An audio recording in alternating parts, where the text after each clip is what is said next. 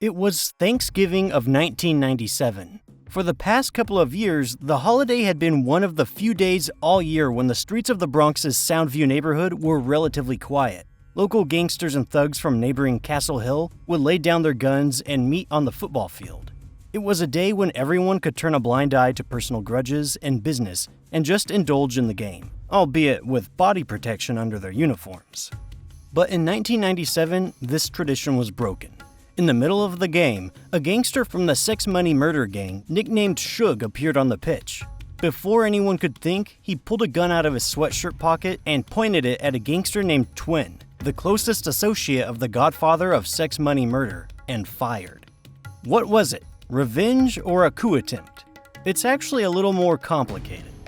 Today we're going to talk about one of the bloodiest gangs in the Bronx, which aimed to create an organization that could match the power and influence of the American Mafia. So if you're interested in hearing about it, then meet the Sex Money Murder gang on the other side of the law. Today's story begins in the Soundview Houses, a neighborhood in the south of the Bronx, New York. Soundview was laid out in 1952 and finally built in 1954. It was a complex of housing projects 7 stories and under, designed for tenants who lived in overcrowded apartment buildings or substandard conditions.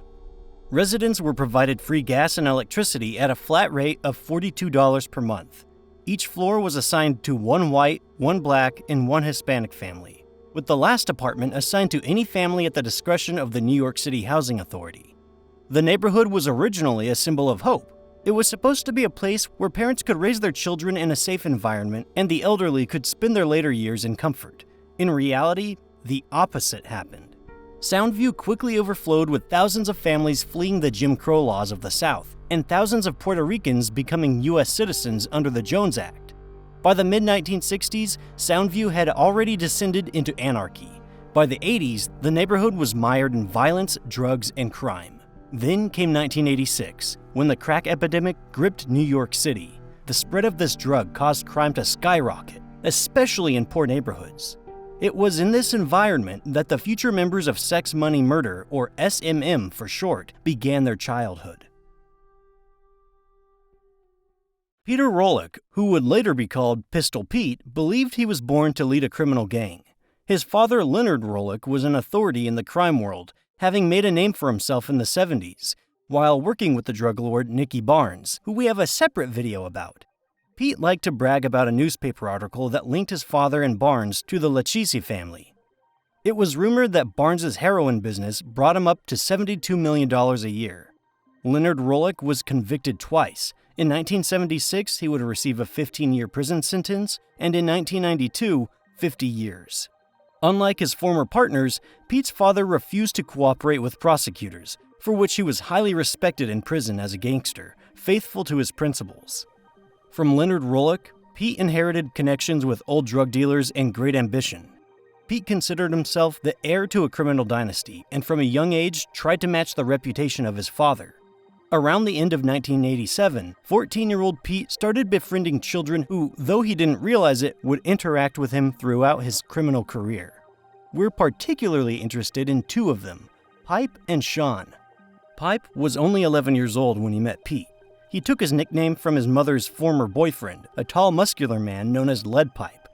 No one in Soundview could remember Pipe being called anything else. His father, Big Bimbo, was also a notorious gangster and former member of the Black Spades gang, which originated in the neighborhood in the 1960s.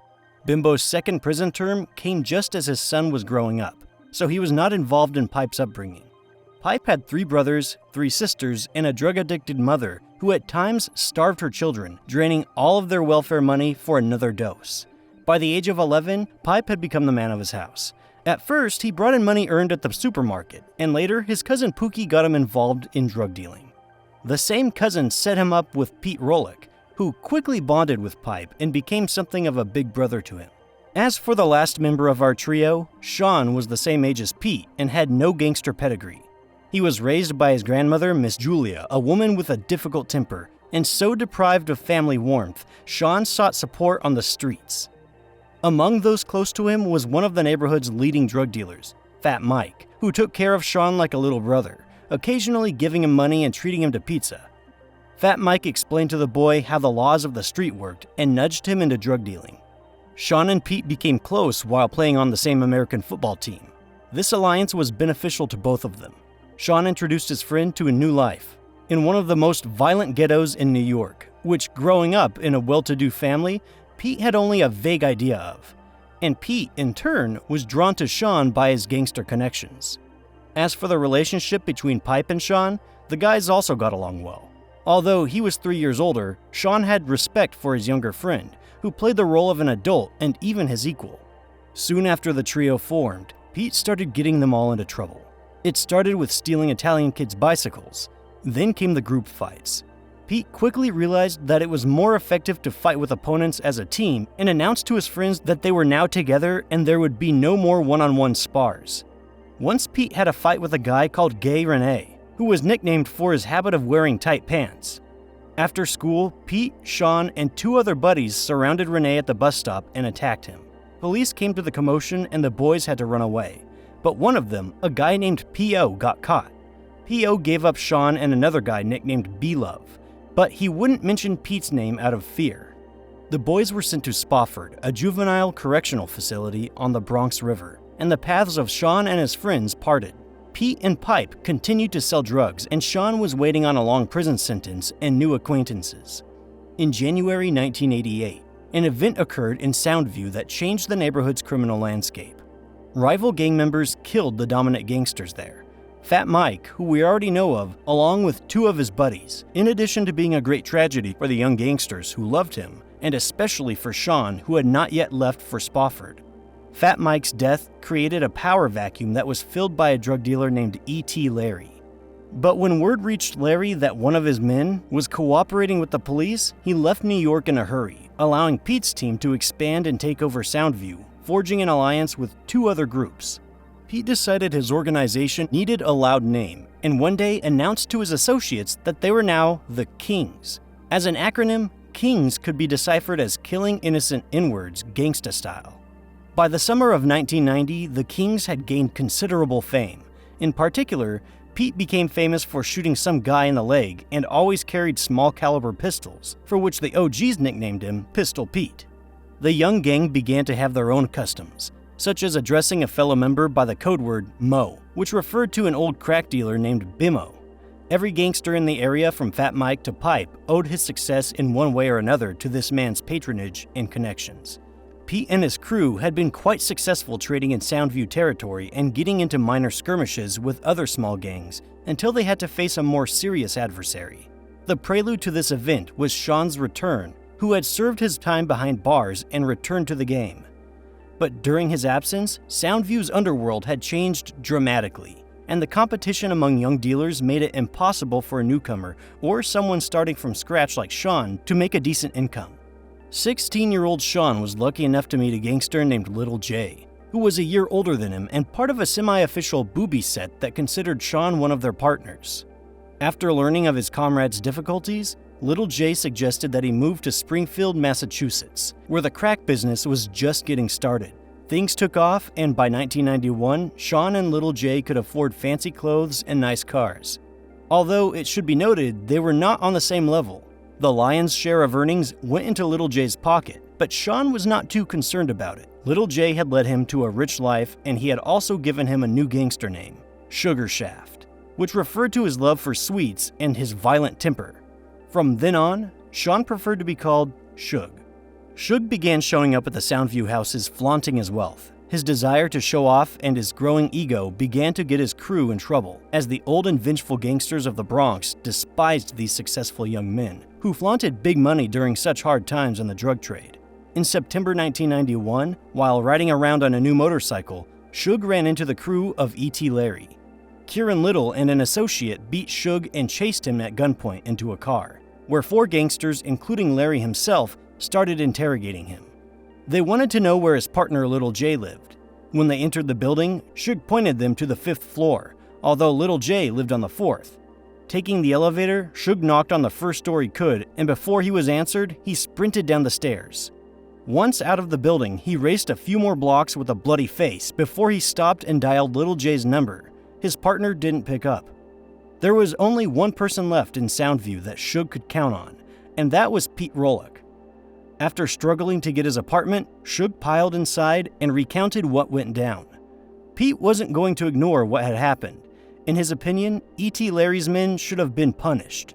But it wasn't just personal grudges that played a role in this case. Larry's team had a large arsenal and, more importantly, lots of money, which could be used to recruit other gangsters. Larry's plan was to take over the entire drug trade in the neighboring areas, and it was profitable for Pete to eliminate such a strong competitor. Pete called everyone he knew who could help him in the coming operation.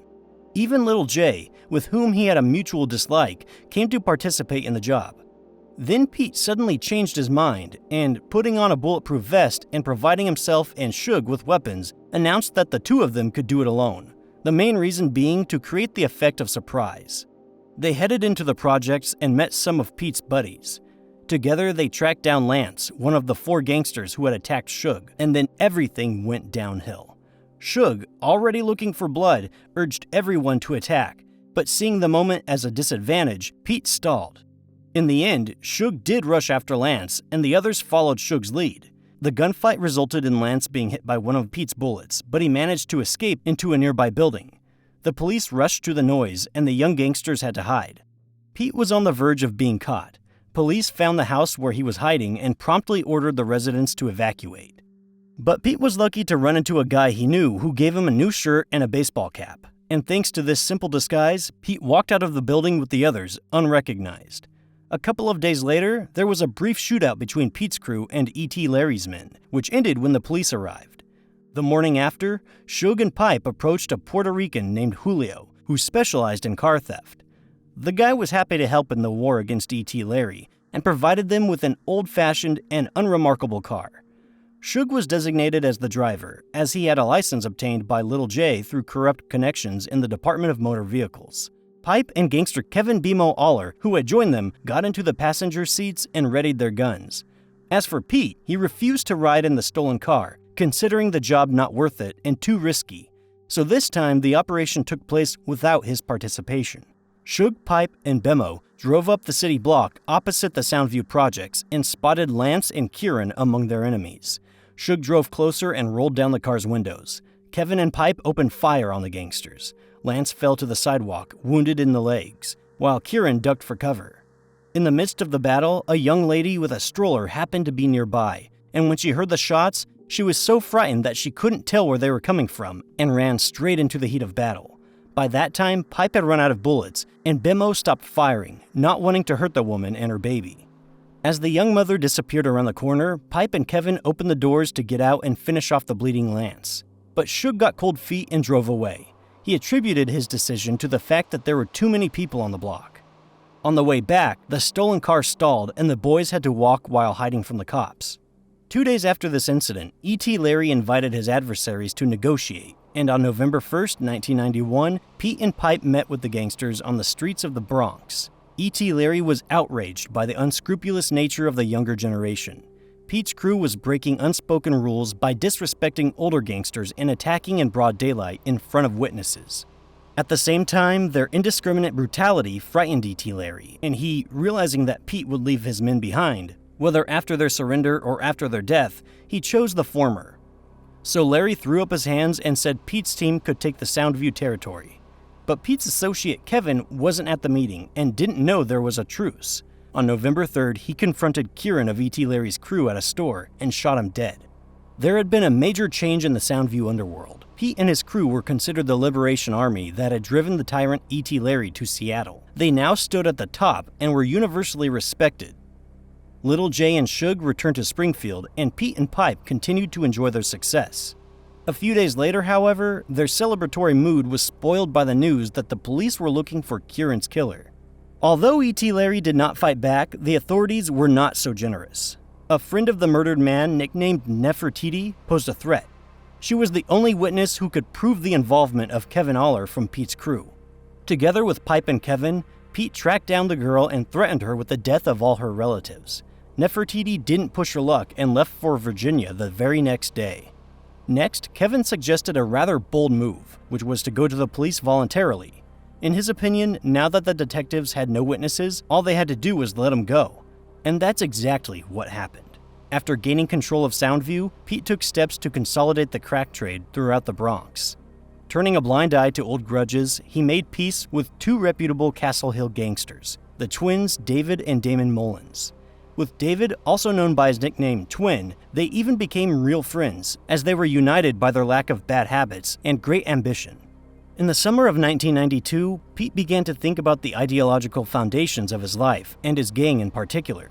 He pondered the meaning of deception and brute force, read various books including Sun Tzu's The Art of War and Machiavelli's The Sovereign, urging Pipe and other associates to familiarize themselves with the books he liked. This thought-provoking work was summarized after a conversation between Pete and his cousin Loaf, who was a member of the same gang in Los Angeles. Pete teased Loaf about his blue gangster uniform, and the cousin explained to him that LA gangs were different from Bronx ones, which were inspired by the dons of the Italian Mafia. That's when Loaf told Pete that all his men were interested in was sex, money, and murder.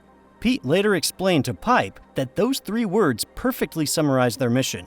We get sex because we get money, and we kill anyone who messes with our money. In Pipe's view, all of their team's murders were committed for economic liberation in the fight against an unjust system. Pipe, who had never been one for deep introspection, agreed, and their gang was given a new name, Sex, Money, Murder, or SMM for short. Pipe ordered several baseball caps and black and gray jackets for the gang members, with the short name of the group embroidered on them, and Pete came up with the slogan, East Side all the time, sex money gonna shine. Pete and Pipe began looking for cities where they could open up franchises. They tried their luck in Baltimore, Maryland, where after 2 sales they ran into a local drug dealer and got into a shootout. After that, they decided to look for opportunities elsewhere. Their friend Kevin started an affiliated sex money murder branch in Kingston, New York, bribing young people with free bikes and candy. In the early months of 1993, the sex money murder gang consisted of about 8 main players, each with a specific place in the hierarchy. Pete was the leader, and Twin was his main assistant. Pipe, because of his age, stood a notch lower. Below them were a couple of other gangsters whose duties were limited to violence and running the runners. Anthony Hardy, nicknamed Big Ant, acted as Pete's bodyguard. Besides them, there were partners from other gangs who pushed crack in other neighborhoods. At first, the product came through Pete's uncle, George Wallace. Sometimes, if the drug was delayed, Pete had to buy it himself in Washington Heights. In the summer of 1993, fate brought him together with drug dealer Savon Codd, also known as Big Head or Yarrow Pack. Originally from the Bronx, Codd was one of the first to go into business in Pittsburgh, Pennsylvania, and had a reputation for reliability. He and Pete hit it off quickly. One needed a strong advocate and the other a supplier. Pete began escorting Codd to Pittsburgh, receiving $3,000 to $5,000 for doing so, and then brought Codd into Sex Money Murder as a junior lieutenant. Codd explained to Pete how the organization, whose business touched several states, worked. He himself bought a kilo of crack cocaine in New York for $18,000 and resold it in Pittsburgh for $46,000, making a profit of $28,000 US. In addition, it was Codd who set Pete up with the man who would spur the rise of sex money murder. That man was John Castro, a Dominican who had ties to Colombian drug cartels through friends in Washington Heights. Castro supplied drugs to gangs all over New York City, highly respected by gangsters and loved by the women. Pete considered him a role model, sought to strengthen their business partnership, and even allowed himself to be lured into Santeria, a syncretic religion that mixes the beliefs of the Yoruba people of Africa with elements of Catholicism. Simultaneously with growing ties on the side, the relationship between Pete and Twin grew stronger. They shared their profits from Soundview equally and further developed in their own directions. While Pete was expanding his connections in Pittsburgh, Twin was doing the same in Castle Hill and Kingston. In their spare time, they visited strip clubs in Hunts Point and brought strippers to Soundview for orgies. Sometimes, however, their desire to have fun turned into more fighting. For example, Pete and Twin once went to Harlem Week, where Twin got into an argument with a robber named Cato over a dice game. The heated Cato pulled up his shirt to reveal a gun underneath. Pipe, who knew his partner was unarmed, stealthily approached Cato and shot him in the back of the head, later explaining the act to Pipe as a need to protect Twin. Then, to confirm his reputation as a gangbanger, he himself spread rumors about the murder, saying that it was not his first. Although on the outside, Pete remained the same dashing playboy. Pipe and the others close to him noticed that the murder had left a mark. He became more suspicious and easily lost his temper. Any word carelessly said to him, Pete took as a challenge, which of course created new trouble for his gang. In the spring of 1994, at a party with SMM members, Pete noticed Carlton Hines, a 23-year-old drug dealer who he had played basketball with in high school. Carlton, who controlled the Melrose neighborhood and made up to $40,000 a day, must have seemed very pompous to Pete. And when the gangster did not recognize him, it finally made Pete angry. A verbal altercation broke out between them, and as a result, Carlton received a powerful blow to the face. Carlton's men stood up for their leader, and SMM members came to support Pete. The fight could well have turned into a shootout if not for the police arriving at the scene. A fight had broken out between two major drug gangs. Pete was not going to let it go. He thought Carlton had disrespected him and should have been killed. Perhaps in this radical decision, there was also some calculation that eliminating a well-known drug dealer would increase both SMM's and Pete's own reputation. Rollack sent Pipe to investigate Melrose and find out where Carlton and his gang liked to hang out. For weeks, Pete stalked his enemy, but he kept eluding him. This game of cat and mouse brought Carlton to a nervous breakdown, and he began to court the idea of leaving the drug business and returning to basketball, which had always been his real dream. However, Pete couldn't let it go that easily. On April 4th, 1994, while Pete was boxing with Pipe, his phone rang. The caller was Cod, who was rushing to deliver the news that Carlton Hines was in a garage on Boston Road. Pete told Cod to hold him up and went there immediately. Arriving at the location, Pete took Carlton and his crew by surprise. He made quick work of his victim, hit another gangster in the leg, and about 20 minutes later, returned to the block, where Pipe was waiting for him. Having killed Carlton, Pete decided to celebrate with his gang members, and was curious to see what the media would have to say about it. But in the next issue of the Daily News, when he read a detailed description of the killer, which was given to the reporter by Carlton's friend Carlos Mestre, he was not laughing. So he decided to kill Carlos. Later, rumors reached the SMM leader that another of Carlton's men, Samuel Barnes, was going to avenge his comrade, and Pete immediately added him to the hit list. 3 months after Carlton's murder, in July 1994, Cod gave Pete the location of Carlos Mestre. Parked outside of a shopping center, Pete stealthily approached the gangster, who had just left the store, and shot him 3 times. Barnes managed to avoid punishment from SMM a little longer. Twin would gun him in the street 1 year later. An acquaintance of Pete's told him he knew of lucrative markets in North and South Carolina, and in September 1994, Pete and Pipe, wearing long black coats to conceal their guns, got into a brand new maroon Nissan and set out on a business trip. Once they arrived in North Carolina, they made connections with local dealers, sold up to 4 kilograms of crack cocaine, and took in about $30,000. In addition, they looked at several dilapidated houses in Charlotte that could be turned into a drug house or lab. In October, they returned with Cod, Twin, and their associate nicknamed TV Dave. In Lumberton, North Carolina, they made up to $150,000, after which the company traveled to South Carolina and made another $60,000. They had to delay at Rockingham, North Carolina, as Dave's friend Covington had held up some of the promised money, much to Pete's anger. The next day, leaving Pipe and Twin behind, Pete and other members of the gang came to get Covington's money. Arriving at the meeting place, the gangsters could not get through to their client. Pete finally lost his temper and went to go to Covington's house to threaten his family.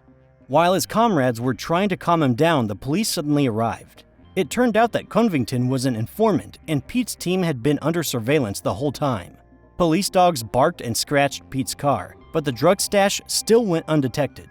The young gangsters were taken to the Richmond County Sheriff's Office, where copies were made of Pete and Cod's fake driver's licenses. Since there was no evidence against Pete and his friends, the sheriff let them go, but advised them that the car would be kept for additional inspection, and if drugs were found, the boys would still be arrested. Leaving the sheriff's office, Pete called his uncle and asked him to contact a lawyer. While he was making the call, the police had already come back for their crew and found a stash of money, guns, and dope inside the Nissan. Pete and his friends were arrested. Bail was set for each of them at $500,000, which increased the next day to a whole $1 million. However, through the efforts of 2 lawyers, the bail was released to $25,000 a person, and after Pete's uncle paid it, the boys were released and returned to New York. Besides regular run-ins with rival gangsters and other risks, Pete's life had its ordinary pleasures. He paid college tuition for his longtime lover from Soundview, had affairs with other girls, and tried to look after his son, born out of wedlock, making a promise to himself that he would work his way up through education, not drug dealing. However, a history of murder haunted Pete. In June 1995, the leader of Sex Money Murder hit the Daily News. Under the high-profile headline, Bronx's Most Wanted, was a photograph of 16-year-old Pete and an article stating that detectives were looking for him in connection with the Cato murder during Harlem Week about 2 years earlier. His increased popularity was making him a target for competitors, and Pete was increasingly concerned for his safety. Pipe and other SMM members always accompanied him to meetings or outings. After learning the story of Mafia boss Albert Anastasia, who was shot dead in a barber shop, the Sex Money Murder leader no longer got his haircut without bodyguards. Still, caution didn't stop him from being tempted to go to Riverside Park for Harlem Week. Even realizing that going to the place where he killed Cato 2 years prior wasn't a good idea, he couldn't resist the chance to look at the expensive cars and beautiful women in bikinis and shorts. As he and Twin drove around, Pete spotted a familiar hottie and went out to chat with her. At that time, some passerby recognized him as the most wanted gangster from a recent issue and reported him to the cops. A few minutes later, 2 police officers were next to Pete. The SMM leader tried to slip away from them and blend into the crowd, but was pinned down. Pete had no choice but to drop his weapon and surrender. Imprisoned at Rikers on murder and illegal weapons charges, Pete turned over control of the gang to Pipe. Pete handed him the keys to his apartment and Mercedes and asked Pipe to keep his head down until he was released. There was just one problem with doing the latter. The incident occurred on a hot summer evening when Pipe, accompanied by a young woman, drove to Soundview to sell cocaine from a news source in Manhattan. As he got out of his car, he handed the product to 20-year-old drug dealer Nadel Brown, but instead of the agreed-upon money, he received a gun pointed at him. Not expecting such a turn, Pipe had to give almost all the contents of his pockets. That was about $4,000. But it wasn't the money itself that was the problem. Pipe was robbed on his own property. It was the ultimate humiliation for a gangster, especially one who had taken over the reins of Sex Money Murder. When Pipe told Pete about the whole thing over the phone, the latter told him to do nothing and leave the fighting to his subordinates. But Pipe knew that if he ignored the challenge, he wouldn't be able to hold on to his authority as the new leader down the line. So he chose to act. First, Pipe tried to figure out the motive for the attack. An old Jamaican man nicknamed Scandal explained to him that their gang was trying to take over the marijuana trade in Soundview, but in doing so, Nadel Brown was running his own game. Scandal would also benefit from getting rid of Brown, so he was willing to help Sex Money Murder. Pipe pretended he was ready to discuss peace with Brown. On a stuffy July morning, he met with him and Scandal, and a conversation ensued between them. Pipe tried to be very friendly, and the Jamaican stayed on their hip. Brown was beginning to regret robbing this gentleman who had just promised him a boat ride, when he suddenly realized that both Scandal and Pipe were behind him. But it was too late. Pipe pulled out his gun and shot him in the head, and then, as he fell, in the chest. Not intending to leave any witnesses, Pipe made an attempt to shoot Scandal as well, but he managed to escape. What Pipe didn't expect was that Brown, who had been shot 4 times, would survive. But that's exactly what happened. After waking up, the wounded Brown made his way to the nearest house and rang the doorbell. The homeowner who saw him immediately called an ambulance and police. Brown was taken to the hospital. Doctors found 1 bullet lodged under his left ear, damaging his hearing. Another had traveled through his neck, and the ones in his chest had not hit any vital organs. After learning that his victim was alive, Pipe decided that he would not violate the street code by cooperating with police. However, 6 weeks later, on September 1st, 1995, Pipe was grabbed by 2 officers on his way out of a store. When questioned, he denied his involvement in the attack against Brown. But then a wheelchair containing the victim was rolled into the room. Contrary to Pipe's hopes, Brown called him guilty. A few weeks later, Pipe found himself on Rikers Island with Pete, but at the opposite end of the prison. It was a very dangerous place where gangsters from all over New York flocked, and status in a particular neighborhood meant nothing. Still, Pete was respected in the prison and could also help keep his partner out of trouble. As Pipe prepared for the trial, Pete pondered a move that, in theory, could take Sex Money Murder to a whole other level. In prison, he had become close to one of New York's legendary gangsters, Omar Porty, or OG Mac, the godfather of the most powerful prison gang on the East Coast, United Blood Nation. This was a union of 14 groups from the 5 boroughs of New York City, led by the original gangsters, or OGs for short. When the Bloods began taking over prison boarding from the old Latin Kings gang, which included guards in addition to gangsters, a major war broke out. The authorities tried to weaken the new group by dispersing members to different prisons, but by doing so, they only contributed to the rapid spread of the Blood movement, which later grew into an extensive organization. For months after Pete's arrival, Mac looked after him and tried his best to induce him to join SMM with United Blood Nation. Mac constantly told him about black leaders, the civil rights movements, and his gang's prospects. Pete wasn't impressed by his speeches. He was already the boss, and his reputation on the street was no less than Mac's credibility within the prison walls. Why would he want to play by another gangster's rules? Having been rebuffed, Mac returned to Pete with a more tempting offer. Sex Money Murder would be the only nation unit with full autonomy. In prison, gang members would have protection and authority, but on the street, SMM gangsters would be free to do whatever without having to answer to anyone, including forming separate subgroups. This time, Pete agreed. He and Mac had made a massive merger in the underworld and led an organization whose power extended into the prison grounds and took over parts of the neighborhoods outside. Now, if Pete needed something done, he was free to delegate it to any United Blood Nation representative from any part of the East Coast. It was originally expected that with good behavior, Pete would be released by 1998. But on December 16, 1996, he was charged with conspiracy to distribute cocaine and committing a violent crime with a weapon. On February 6, 1997, Pete's new trial began, and it did not bode well for him. To distract himself from the pressing circumstances, he immersed himself in rebuilding his gang. In the summer of '97, Pete devised a new structure for Sex Money Murder, which he called the Fist. On July 26th, he sent a detailed reorganization plan to the gang members at large. Pete's plan called for the Fist to consist of 3 divisions, and each would have 5 strong players: a division chief, a deputy chief, a head of security, a miscellaneous consultant, and a financial warden. Each player was assigned a number. Pete emphasized the diligent performance of each Fist member's duties and collective discussion of problems that arose. The Fist was to function on 3 levels. At the bottom were the street gangsters, who were required to give 25% of their income to the captains above them, and the captains in return gave half of their income to the bosses. There was a provision for moving up to a higher level. Any gangsters could move up by making money selling drugs or killing for the organization. At the end, Pete wrote a fiery speech about opening many doors for Sex Money Murder, and eventually it would become a superpower of the underworld, similar to the major mafia families. From prison, Pete also began to play on Suge's animosity towards Little J, hoping to draw his old friend into his revamped organization. After defeating E.T. Larry's gang in 1991, Suge stepped aside again, and a lot happened in his life over the next 5 years. Back in Springfield, he got into trouble again because of his explosive temper. In September 1992, when Suge got into a fight between 2 gangsters, he suffered a couple of serious injuries. He was hospitalized for a while, and then, in 1993, he was arrested and sentenced to a Massachusetts correctional facility for illegal weapons possession and drug distribution. In '96, Suge was released from prison and returned to Springfield to join his old friends, but it soon became clear that Little J was using him for his own purposes. When Pete announced to his buddy that he too belonged to United Blood Nation, Suge happily broke away from his comrades in Springfield. He was given the role of head of security, which included vetting new faces in the neighborhood, identifying threats, and responding quickly to problems. In other words, Suge became the 3rd most important gangster in this department. The gang members met together regularly, listening to their leader's letters, which were read aloud by his closest aides. At one such meeting, gangster B-Love announced the shocking news to everyone.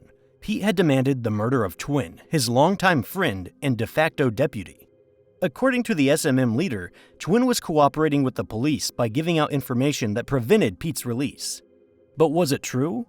After Pete's incarceration, Twin in a sense took over his vacated chair. He was rumored to have received 100 kilograms of coke directly from the Colombian cartel and distributed it throughout New York, New Jersey, and Ohio. Under Twin, the gang had fewer problems because, unlike Pete, he had no desire to kill and raise his profile. Twin was more sophisticated in laundering procedures. He used an alias on credit cards to open numerous bank accounts. In addition, Sex Money Murder was registered as an official company with all the necessary paperwork.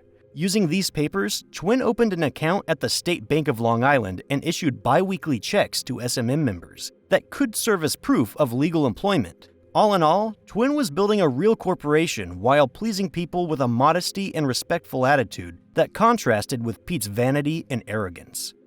Being behind bars, the already stressed-out Pete was hurt to hear about the meteoric rise of a partner whose reputation overshadowed his own. He was also angry at Twin for not allocating his money to his mother, thus violating an unspoken SMM rule. Add to that the unconfirmed rumors that Twin was in a relationship with Pete's ex-girlfriend, who he had fathered a son with, and everything falls into place. For Pete, killing Twin was necessary for personal reasons, not for the well-being of sex money murder. So Pete assigned Suge to eliminate Twin. Suge knew that Twin was as attached to the gang leader as he was, but a phone call with Pete dispelled his doubts.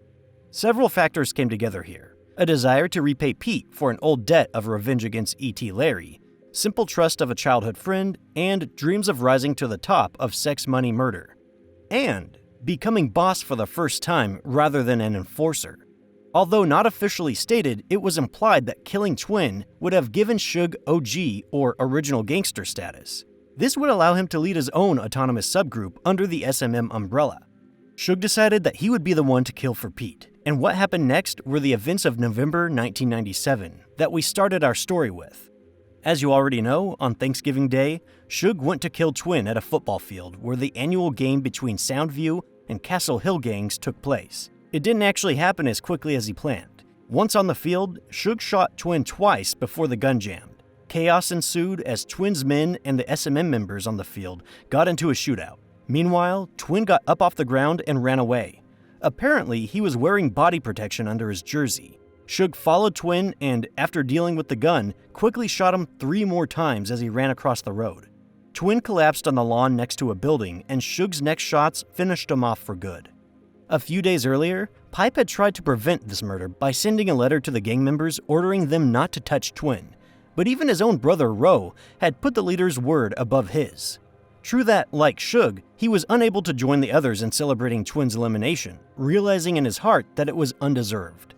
After the assassination, Suge went to South Carolina for a while and purchased a fake ID. He then headed to New York City and from there to Springfield, where he gathered some young gangsters around him and founded the first SMM-controlled set in the city.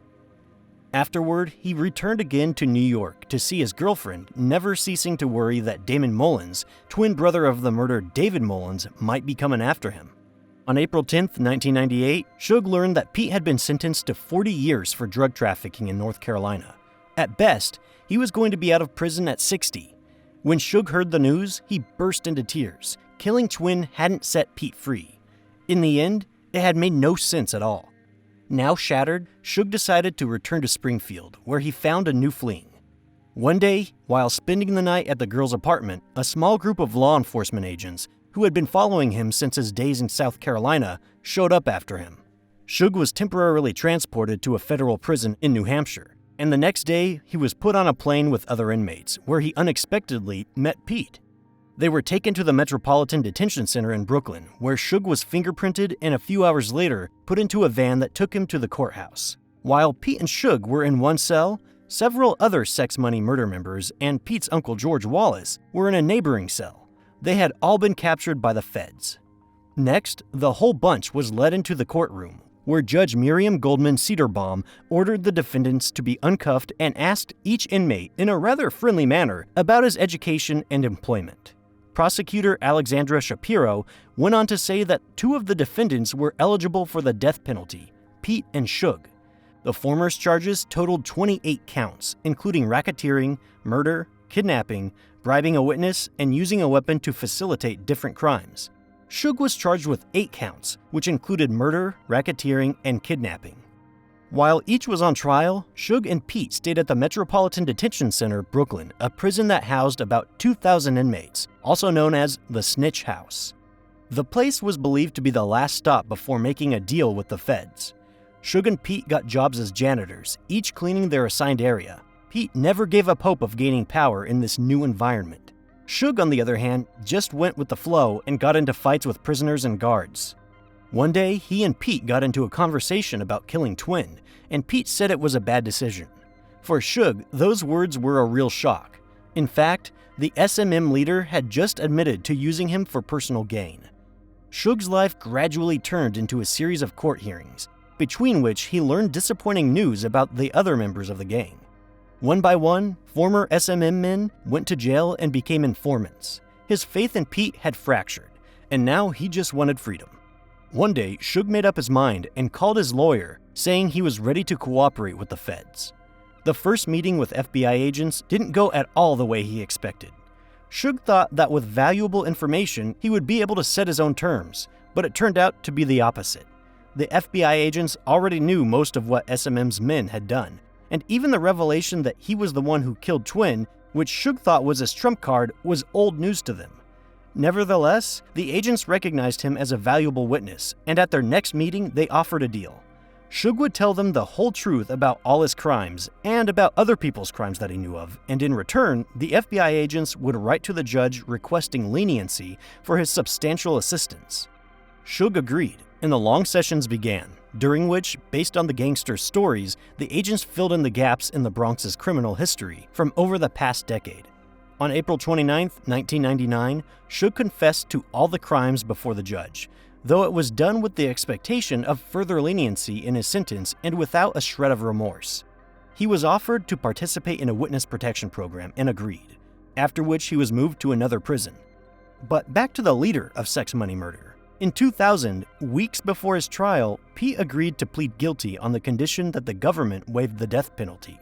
And when he went on trial on January 4th, Pete confessed to everything. His sentencing took place in November of that year. Pete, who was 26 at the time, was given a life sentence plus 105 years. He was to spend the first 18 months in solitary confinement. Communication with other members of Sex Money Murder or United Blood Nation was forbidden. In addition, Pete was required to pay $25,400 to the families of his victims. By December, Pete was moved to ADX Florence in Colorado, a maximum security prison known as Alcatraz of the Rockies. It's a stocky complex surrounded by guard towers and set on a dusty plain flanked by snow-capped mountains.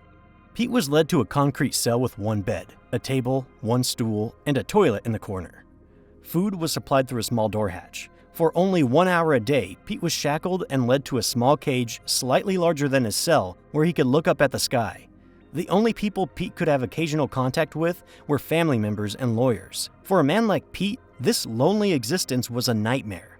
However, it's been a while since we mentioned the third important character in this story.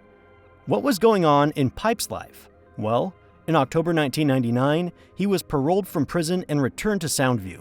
By this point, only a shadow remained of the once powerful Sex Money Murder gang. All the important players had been captured by the police, and with them, all useful contacts had disappeared.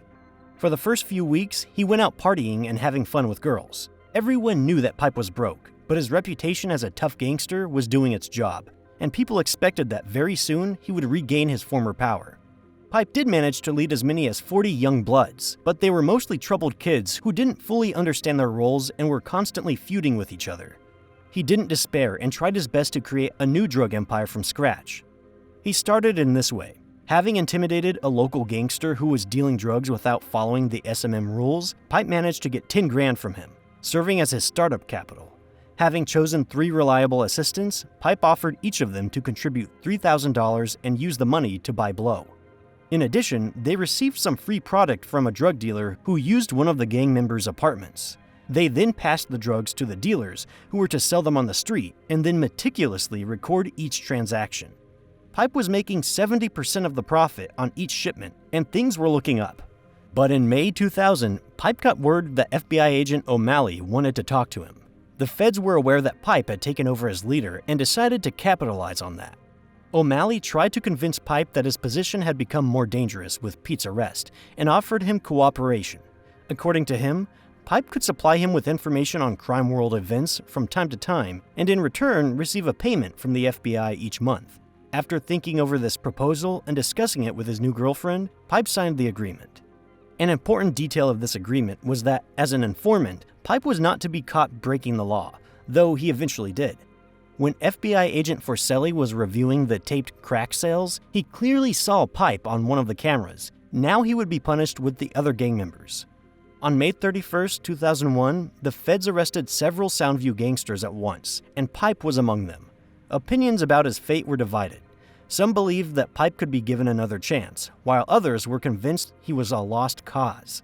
After a while, sitting in his cell, Pipe received another offer to cooperate, and again he accepted. Just as Suge had done a few years earlier, Pipe met with FBI agents several times and answered their questions. On February 28, 2003, he testified before the court. On the day of his sentencing, on January 25, 2005, Pipe gave a moving speech to the judge in which he repented for his evil actions and admitted his mistakes. The judge appreciated this monologue and released Pipe with time served. Now released after 2 years imprisonment, Pipe settled in a modest room in Queens and got a job as a janitor at a Manhattan gym. What followed was a long and difficult road to adjusting to legal life and moving out of poverty. He got married, changed several jobs, and even attended night school for a while. Suge was also released from prison. On January 31, 2006, the judge expressed hope that Suge would henceforth start a new life and gave him a sentence already served and 5 years of supervised release. Suge returned to Springfield, where he saw his son for the first time in a long time. For a while, he tried on the role of a good father, but then he went back to his old friends who were still in the drug game. As early as April 2007, Suge drew the attention of police again. According to a witness, he stood outside his girlfriend's apartment and tried to force her out by threatening to shoot her. Although the gun that Suge allegedly hid under his sweatshirt was never found, he was charged with unlawful possession of a weapon, armed assault, and domestic violence. Suge was taken into custody and returned to New York City for violating his parole. 18 months after his release, Suge was back in court, and this time he was let go without charges. Perhaps the judge simply no longer wanted to be responsible for Suge. He was subsequently arrested several more times for various reasons: domestic violence, DUI, drug distribution. Each time he managed to avoid repercussions or to limit himself to a small sentence.